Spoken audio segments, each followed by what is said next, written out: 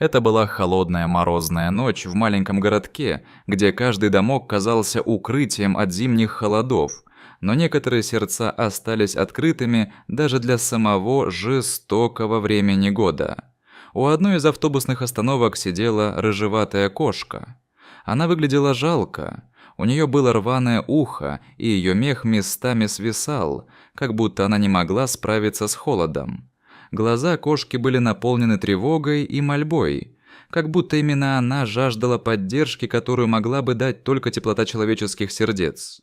Прохожие, спеша к своим делам, лишь мимоходом отмечали ее присутствие. Никто не останавливался, не понимал, что за беда скрывается за ее тревожным взглядом. Эта кошка была не просто животным, она была матерью, рядом с которой происходило нечто ужасное. В заброшенном гараже под ржавой металлической плитой лежали 3 крошечных котят. Один из них уже не дышал, его маленькое тельце было холодным, замерзшим от безжалостного холода. Второй котенок слабенько пищал, его голодные крики сливались с дыханием третьего, который едва дышал. Их маленькие тела стыдливо прижимались друг к другу, набирая немного тепла от повторяющегося соприкосновения. Кошка, чья сердечная привязанность к этим существам не имела границ, пыталась согреть их своим телом. Она перекатывала их в своих объятиях, как будто надеясь, что ее любовь сможет победить пронизывающий холод. Но, к сожалению, ее усилия не приносили плодов. Холод шел вразрез с ее любовью и заботой. На одном из своих обычных маршрутов вдоль улицы Елена, пожилая женщина, возвращавшаяся из магазина, заметила эту кошку.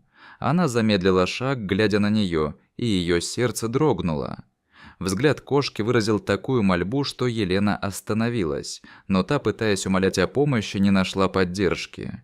Елена вздохнула, покачала головой и прошла мимо, не осознавая, каким мучением могла быть эта холодная ночь для беззащитных котят.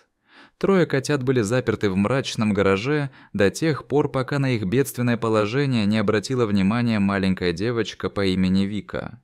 Вика шла домой после школы, и когда она увидела кошку, которая, кажется, хотела ей что-то рассказать, ее заинтересовал этот момент.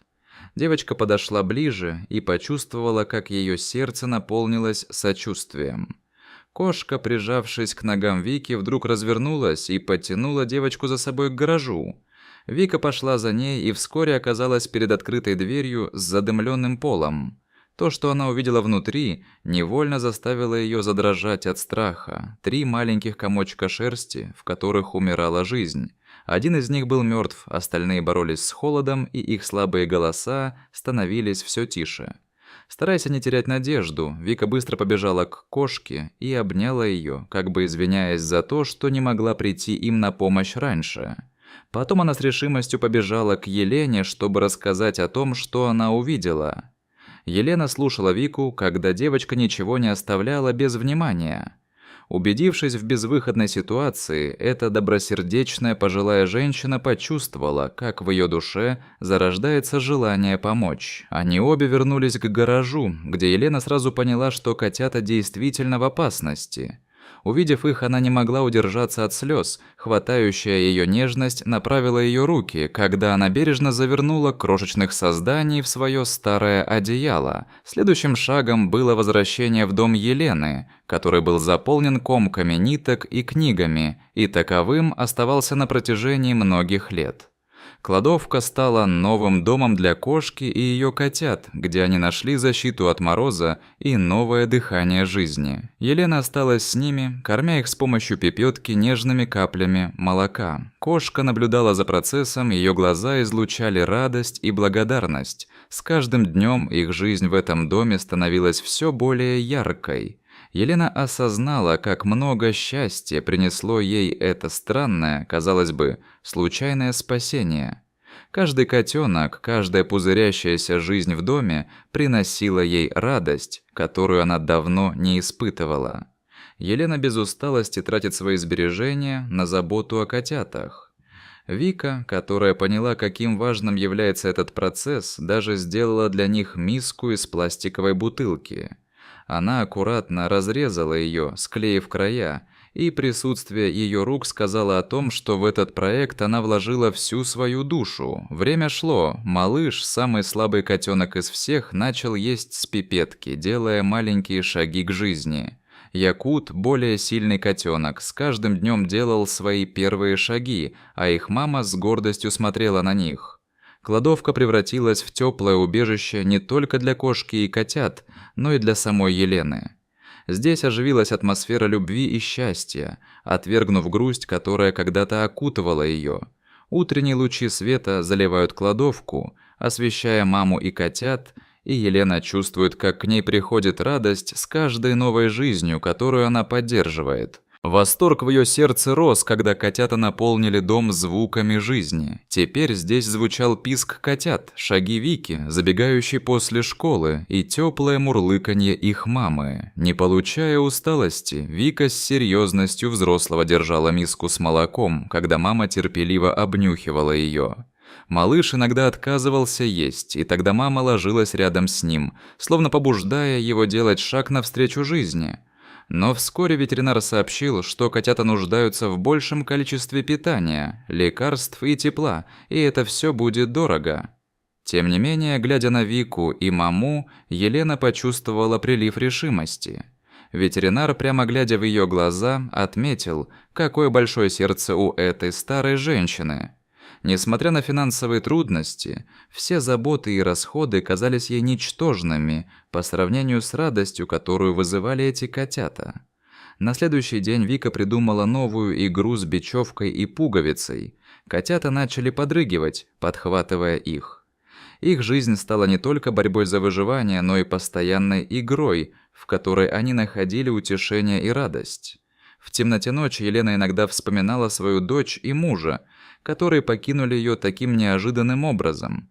Воспоминания о них навевали грусть, но тревога за котят оставалась на ее первом плане. В такие моменты мама, словно чувствуя ее сомнения, прильнула к ней, полагаясь на ее тепло, обнимая своим мягким телом. Когда Вика принесла рисунок, на котором изображались мама с котятами, окруженные солнцем, Елена с нежностью повесила его на стену кладовки. Это была важнейшая часть их нового совместного мира.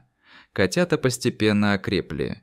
Игры между ними начали разгораться с каждым днем, а их глазки блестели от любопытства. Мама, лежа рядом, придала уверенности этим крошечным созданиям, ее шерсть блестела от солнечного света, а глаза сияли от гордости и счастья. Елена, глядя на эту сцену, чувствовала, как ее сердце наполнялось светом. Звуки жизни в ее доме стали такими привычными и воодушевляющими. Писки котят, ржание Вики и спокойное мурлыканье мамы. Каждый день, когда Вика возвращалась домой из школы, она первым делом мчалась в кладовку. Елена готовила специальную смесь с медом, а Вика помогала держать пипетку, чтобы покормить своих новых друзей. Мама, принюхиваясь к новым запахам, обнюхивала своих малышей, одобряя их невидимые игры. По мере роста котят их потребности развивались, и каждый раз, когда они радовались и развлекались, счастье, несомненно, наполняло все сердца, находившиеся в этом доме. Но ветеринарные визиты и лекарства отпускали свои тяжелые обязательства, так как Елена порой думала о продаже старого комода. Постепенно сбережения Елены оскудели. Она обдумывала, что будет делать, когда неожиданно в доме появлялось много людей с кучей животных. Каждый новый план и каждая новая идея обрабатывались на ходу. Когда мама запрыгивала ей на колени, ее тревога хоть на мгновение отступала, и Елена чувствовала, что эти существа, которые заполнили ее жизнь, стоили того. Ветеринар хвалил котят и их маму, отмечая, что без нее они бы не выжили. В какой-то момент Вика, увидев, как ее котята хотят поиграть, сделала маленький шарик из пряжи. Котята весело гонялись за ним, не замечая, как время пролетало. Маленький малыш иногда падал, но мама с любовью подталкивала его своим носом, как будто старалась сказать: «Все в порядке, вперед». В такие моменты Елена вспоминала свою дочь, которая также смеялась и играла с котенком. Каждый вечер проводил больше времени в комнате кладовки, и сейчас ничто не могло ее потревожить. Она наблюдала, как мама вылизывает своих котят, а Вика, сидя на полу, рисует новые рисунки. Каждый бокал с молоком, который она готовила, воспринимался как символ жизни, которая зародилась здесь. На стенах красовались их совместные шедевры, и с каждым новым рисунком веснушки на ее лице расправлялись, наполняя глаз светом и радостью. Неожиданно ветеринар рассказала им, что маму нашли в переулке 3 года назад, когда она была ранена и голодна. Она стала символом любви и заботы, ее глаза были полны спокойной силы. Вика сделала для мамы ошейник из старой ленты, украшенной бусинкой. Это стало новомодным аксессуаром, и теперь мама гордо бродила по дому, показывая свое богатое оформление. Каждый раз, когда Вика возвращалась домой, она шла в кладовку, где их маленькая семья состояла из кошки и котят.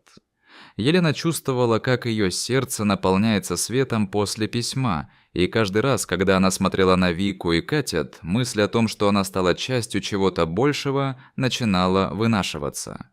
Весенним днем Елена и Вика вывели маму, малыша и Якута во двор. Котята играли, встречая свет солнца и зелень травы. Они начали испытывать эту новую свободу, рассматривая каждую деталь и заполняя окружающее пространство счастьем. В этот момент, как будто из-за угла вышла соседка и остановилась, глядя на эту причудливую картину. Она сказала: «Как здорово, что ваша кошка спасла всех». И в ее глазах улыбка казалась искренней. Елена ответила: «Это любовь, и я горжусь тем, что могу быть частью этой семьи».